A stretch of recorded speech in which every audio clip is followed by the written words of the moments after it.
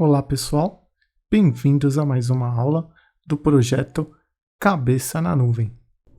Essa é mais uma aula sobre o módulo de Dockers na AWS. E essa será uma aula prática, onde iremos criar uma definição de tarefa, ou Task Definition, que nada mais é que a definição de um Docker e como ele vai rodar no seu cluster ECS. Mas antes, não se esqueçam de se inscrever no nosso canal e caso goste do nosso conteúdo, não deixe de comentar e deixar a sua curtida. A tarefa no serviço de ECS é o que define como irá rodar os seus containers no cluster ECS. Então, nós temos que criar uma definição de tarefa ou Task Definition. A definição de tarefa nada mais é que um arquivo JSON que é de forma declarativa, onde definimos como o seu container vai rodar no cluster ECS. Lá a gente define, como já vimos na aula teórica, o nome da imagem, definição de portas, tanto do container quanto do host, memória e CPU usados pelo container, variáveis de ambiente, informações de rede, qual é a função ou IAM role que essa task vai usar e configurações de log, como será exportada no caso, por exemplo, para um CloudWatch Logs. Conforme o desenho aqui apresentado, essa task pode rodar tanto em cluster EC2 quanto no cluster Fargate. E para a nossa aula prática de hoje, vamos criar uma task baseada em um container de serviço do Apache, que é um HTTPD, que vai estar exposto para a internet através da porta 8080 no host e vamos expor via porta 80 no container. Então vamos partir para a prática para entendermos melhor como funciona essas configurações de Task Definition.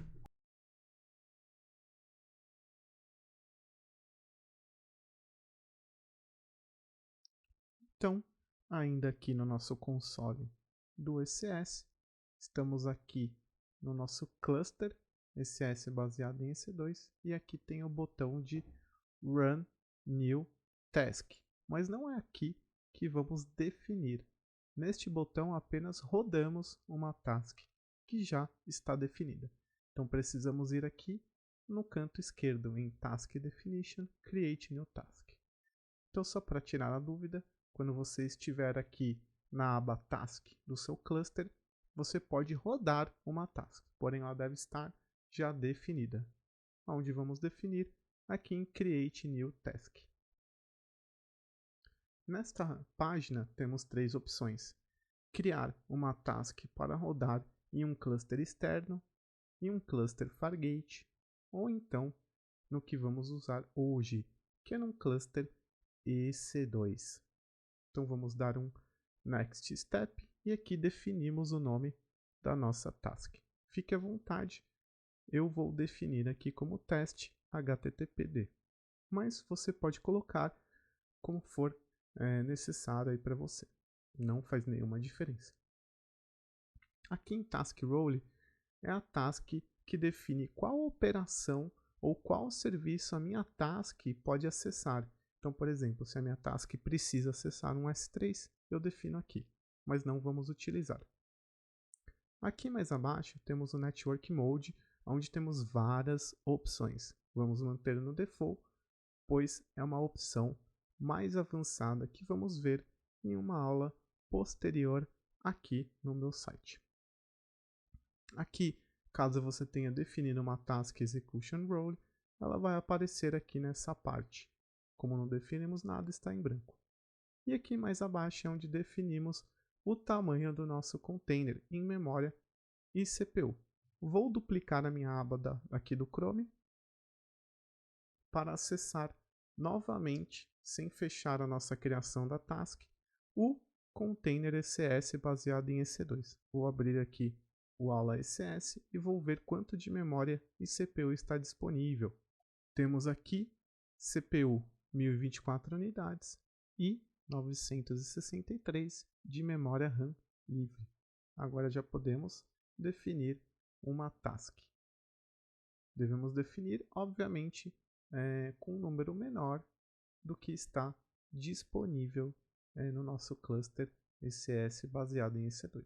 Então vamos definir aqui a memória como 250 MB e aqui em task CPU unit vamos colocar como 300. Então o nosso container vai ficar com 300 aqui de unidades de CPU. Vou aumentar um pouquinho a memória, vou deixar com 350 megas, ok? Já determinamos então a parte mais física da nossa task e aqui vamos definir qual é a imagem que vamos usar para rodar no nosso Docker Container, na nossa task.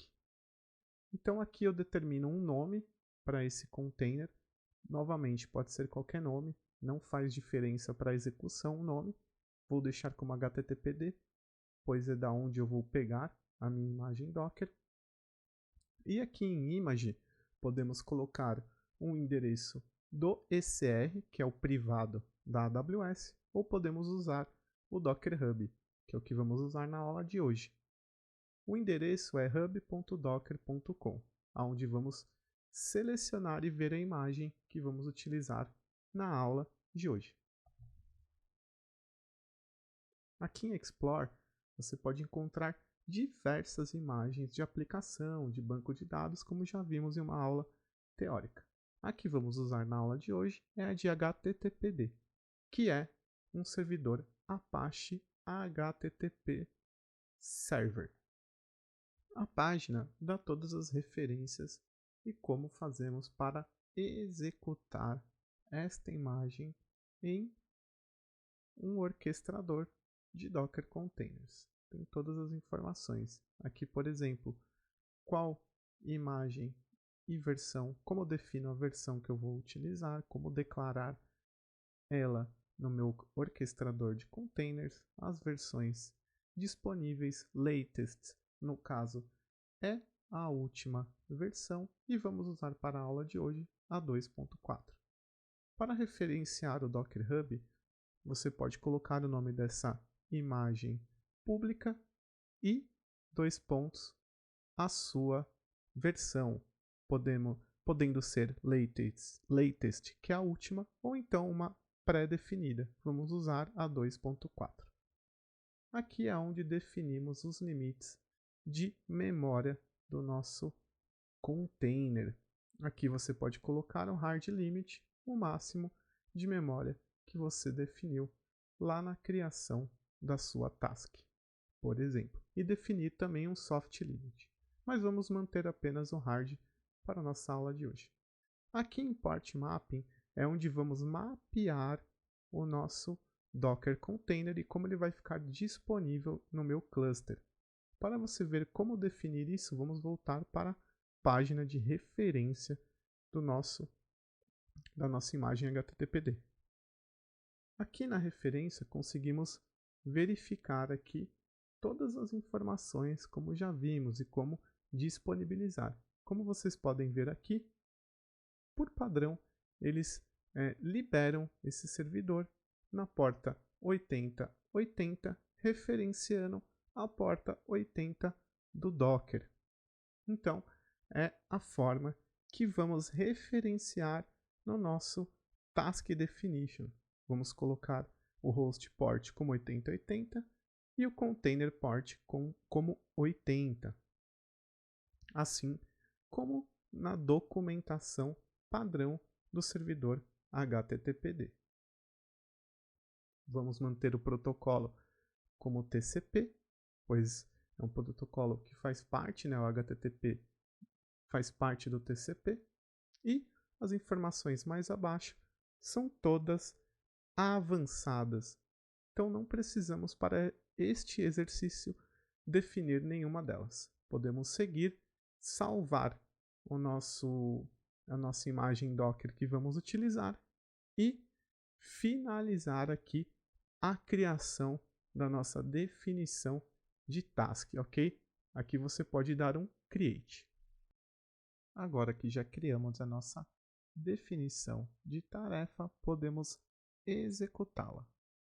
Aqui, como eu falei, ela é definida através de um arquivo declarativo JSON. Aqui temos todas as opções, a porta que utilizamos, opções de memória, baseado em EC2. Se tiver curiosidade, você pode ver.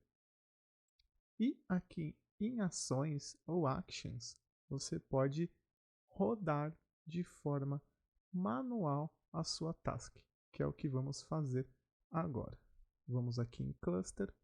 Estou abrindo aqui o nosso cluster ECS para mostrar que não tem nenhuma task rodando ainda. Apenas definimos como a nossa task se comporta, quais são as configurações da nossa task e do nosso container. Ela ainda não está rodando, apenas definimos. E vamos rodá-la aqui de forma manual. Então vou dar aqui Run Task. Selecionamos o nosso modo de rodar, que é EC2. Já vai aparecer aqui o único cluster ativo na minha conta, que é o aula ECS. Vamos rodar o número de tasks 1. Só vamos rodar uma task nesse momento.